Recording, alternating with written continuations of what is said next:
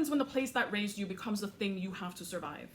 Hi, I'm JaquiraDiaz, and I'm so excited to share that my debut novel, This Is the Only Kingdom, is out today. It's a story about mothers and daughters, love and loss, and what it means to fight for family, even when the world around you is falling apart. Set in a working-class barrio in Puerto Rico, it follows Mari Carmen and her daughter, Nena, as they navigate the aftermath of a murder that threatens to tear everything and everyone apart. The truth is that while I was writing This Is the Only Kingdom, I was dealing with my own stuff with my mom. We had a turbulent relationship while I was growing up, and we had finally started getting to know each other. My mom passed suddenly in 2024, right as I was finishing the very last chapter of This Is the Only Kingdom. And at the time, the writing itself made me feel much closer to her. It made me think about connectedness, about mother-daughter relationships.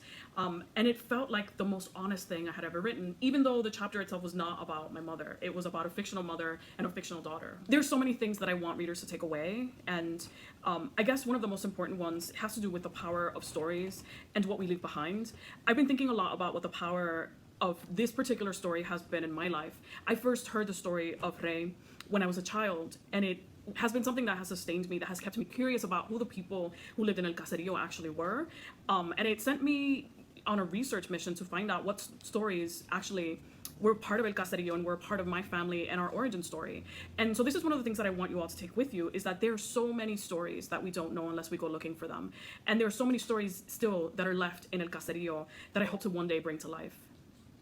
And stories are powerful, and books are powerful. I think books have the power to change the world, to change us, to create conversations, important conversations, to help us see each other, to feel empathy, and actually learn about people who are very different from us.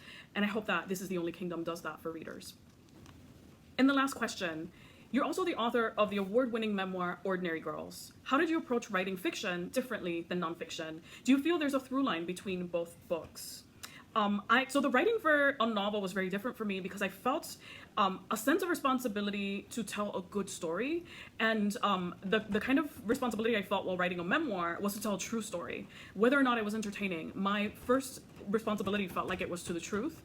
And even though there's a lot of truth in this novel, I felt like I had more freedom to play, to actually change these characters' lives, to change who the characters were and what they did and what they wanted.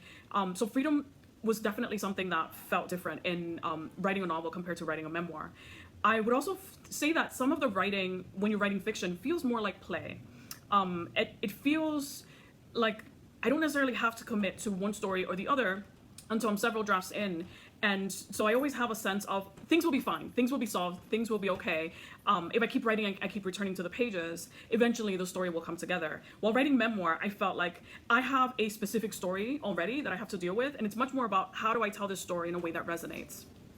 This Is the Only Kingdom is a love letter to Puerto Rico and to the families and communities who fight, love, and endure. It's available now wherever books are sold, and I can't wait for you to read it. Let's talk in the comments. What's one place or person that has shaped who you are, no matter where life takes you?